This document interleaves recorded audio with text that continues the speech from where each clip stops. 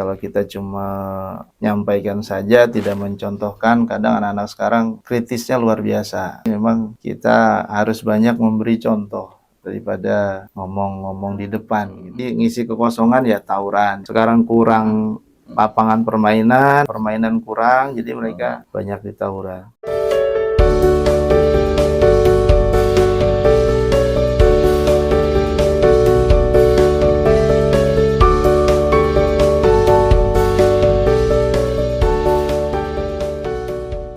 Assalamualaikum warahmatullahi wabarakatuh. Halo sahabat-sahabat Lensa Hitam, kembali lagi di channel Lensa Hitam. Pertama-tama kita puji dan syukuri dulu atas karunia dan nikmat Allah Subhanahu wa taala. Salawat serta salam tidak lupa juga kita berikan kepada baginda besar Nabi Muhammad SAW, keluarga dan para sahabat serta kita juga sebagai umatnya. Amin amin ya robbal alamin. Oke sahabat-sahabat Lensa Hitam, kedapatan tamu spesial yaitu Bapak Saiful Bahri. Beliau adalah seorang kepala sekolah di SMP IT Taufikur Rahman. Assalamualaikum Pak. Waalaikumsalam. Ya, Mas Afiq, sehat. Alhamdulillah Pak. Gimana Pak? Sehat? Ya, alhamdulillah sehat. Apa latar belakang selain kepala sekolah nih Pak? Sebenarnya Bapak ini dulunya guru kah atau Latar belakang jadi kepala sekolah. Iya. Ya, awalnya Bapak guru di SDIT Taufikur Rahman. Mulai masuk ke SDIT itu sekitar tahun 2003. Kemudian 2006 itu diangkat menjadi wakil kepala sekolah. Kemudian 2016 baru diminta jadi kepala sekolah.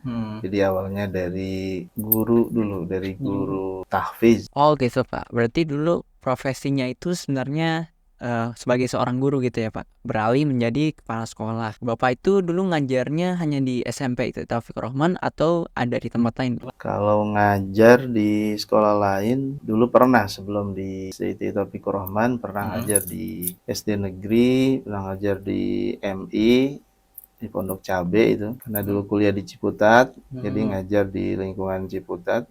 2003 balik ke Bekasi, ngajar di Taufikur Rahman saja. Sempat di 2 tempat di daerah Kranji, tapi karena banyak kegiatan benturan dengan SDIT, akhirnya pilih 1 tempat saja. Oh berarti sebelum di SMP IT menjadi kepala sekolah, Bapak ini ngajar juga di SDIT Taufikur Rahman dulu ya Pak? Iya. Oh ya Pak, menurut Bapak ini pedoman agama itu penting nggak Pak bagi anak-anak muda zaman sekarang nih? Untuk urusan agama ya dalam kondisi sekarang dan seterusnya, sepertinya karena memang agama itu adalah pegangan kita, jadi memang sangat-sangat penting. Karena kan memang kalau orang nggak ada agama itu seperti tidak punya kontrol, tidak punya remote control gitu. Jadi agama itu sebagai kontrol, sebagai petunjuk orang tersebut dalam mengisi kehidupan. Ya sesuatu yang ya kalau nggak ada agama ya seperti apa itu?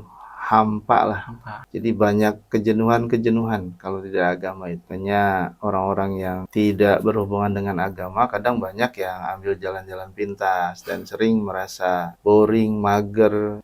Ya istilah sekarang ya seperti itu karena kurangnya agama dalam kehidupan. Tapi kalau ada agama insya Allah ya hidupnya bakal balance. Berarti anak-anak muda zaman sekarang nih harus terus berpegang teguh gitu ya Pak ya sama agama gitu. Orang Betawi itu kalau anak muda orang Betawi itu zaman dulunya emang ya ciri khasnya ya pinter ngaji, sholat gitu. Bahkan orang-orang tua dulu itu kalau cari menantu, salah satu yang dicari itu yang pinter ngaji dan bisa sholat. Jadi ya kalau urusan agama di Betawi itu ya memang nomor 1. Kalau Betawi, kalau Indonesia ya Indonesia yang zaman dulu di lingkungan saya di Ujung Harapan itu nyaris sekolah-sekolah negeri itu bangkrut kalah dengan sekolah agama karena mayoritas orang tua itu memilih agama dulu baru yang umum. Nah, kalau sekarang berbalik, umum dulu baru agama gitu. Oh ya, menurut Bapak juga gimana sih caranya agar anak-anak muda kayak saya atau kayak kita teman-teman sahabat Lensa Hitam cara agar tidak melenceng gitu Pak dari jalur agama gitu Pak,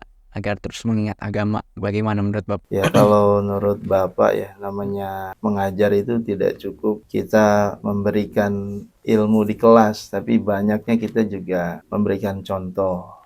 Kalau kita cuma nyampaikan saja, tidak mencontohkan, kadang anak-anak sekarang kritisnya luar biasa. Ya, jadi memang kita harus banyak memberi contoh daripada ngomong-ngomong di depan gitu. Dan juga sering-sering mengingatkan mereka juga, karena memang sifat manusia itu ya gampang lupa. Jadi memang harus diberi contoh, sering diingatkan, dan juga ya bantuan juga dari lingkungan sebetulnya. Kalau lingkungannya oke, aman, lingkungan agamanya nyaman, ya secara nggak langsung anak itu akan cepat adaptasinya. Tapi kalau di lingkungan yang tidak ada unsur agama di situ ya memang agak susah. Makanya di kita di SMP itu banyak pembiasaan dalam rangka mereka terbiasa sedikit demi sedikit. Jadi ya memberikan contoh dan juga memberikan banyak pembiasaan. Kan Bapak dulu guru, saat mengajar gitu Pak, gimana sih cara menyikapi anak-anak yang bandel gitu Pak, yang nakal, yang susah dibilangin gitu? Ya yang namanya anak-anak bandel itu ya memang dalam usia mereka gitu ya, memang satu keniscayaan. Jadi ya memang ya kadang ada masanya mereka itu bandel, ada yang rasanya mereka sandar. Kayak angkatan awal ada yang ya begitulah, tergantung masanya. Kadang ada yang baik-baik, ada yang sedang, ada yang, jadi masing-masing angkatan memang ada ya ada seni-seninya gitu. Kalau bandel sih memang sudah lumrah lah, udah menjadi sunatullah gitu. Makanya kita sering mendoakan, karena Bapak juga pengalaman dari guru Bapak itu, beliau itu tidak pernah lupa mendoakan murid-muridnya. Makanya sekarang pun Bapak mengajarkan pada anak-anak itu setiap sore mendoakan mereka. Di rumah pun kita tak lupa mendoakan, harapannya supaya mereka dibimbing Allah jadi anak-anak muda yang soleh-soleha. Dan murid-murid juga harus baik dan beretika gitu ya Pak ya, pada guru gitu. Iya. Nggak boleh bandel gitu, ngelawan gitu, nggak boleh.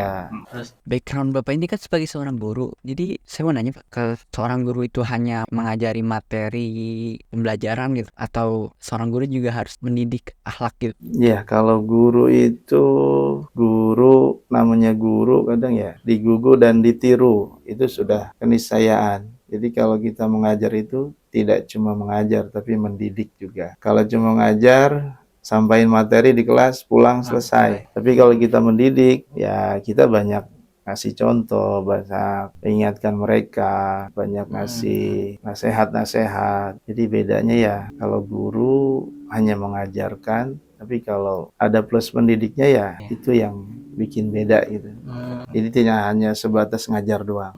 Guru-guru juga tetap harus membimbing ya Pak ya. Menurut Bapak, guru-guru yang di Indonesia ini tuh sudah lebih baik dari sebelumnya atau sama aja tuh Pak? Ya di zaman Bapak gitu, kebanyakan mereka ya tadi itu, tidak cuma ngajar tapi berikan contoh. Tapi kalau sekarang udah variatif guru-guru sekarang. Ada yang hanya sekedar ngajar doang, datang, selesai, pulang. Mau anak-anak gimana, masa bodoh.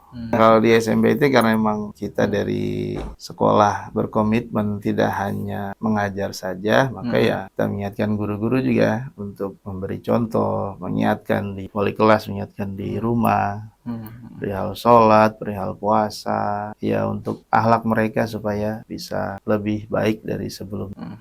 Bagaimana Bapak menyikapi anak-anak yang tidak mau diatur, terus tidak hormat terhadap guru tuh Pak? Kadang sih memang yang namanya kita manusia ya, ada batas sabar yang dalam titik nadir gitu. Ada puncak sabar. Ya paling kalau kita dalam kondisi itu kita kembalikan bahwa ya kita udah berusaha, atau mereka juga manusia, ya paling kita banyak berdoa. Kalaupun ada yang salah dari mereka ya kita beri maaf gitu, kita maafkan mereka. Kembali lagi bahwa mereka itu anak-anak, ya anak-anak ya. Ya begitulah ya nama anak-anak ya. Kita juga dulu dalam posisi anak hampir sama. Jadi pemakluman kita bahwa mereka anak-anak, ya dalam kondisi wajar mereka berbuat salah karena masih anak-anak. Paling itu yang Bapak lakukan ketika dalam titik sabar yang sudah memuncak gitu. Ingat gitu ya. Ngomongin soal anak-anak nih Pak ya. Kan anak-anak juga butuh nutrisi ya Pak ya. Nah iya. Kira-kira menurut Pak Ustadz ini nutrisi apa yang diperluin gitu? Ya kalau dari agama ya, dari Al-Quran itu ya salah satunya adalah madu. Jadi Rasulullah itu sangat suka minum madu, makanya Rasulullah sehat itu. Oh itu sunnah juga ya Pak ya? Salah satunya adalah beliau sering minum madu. Ngomongin soal madu, lensa hitam punya madu spesial, madu lensa hitam. Ini varian ada 3 varian rasa.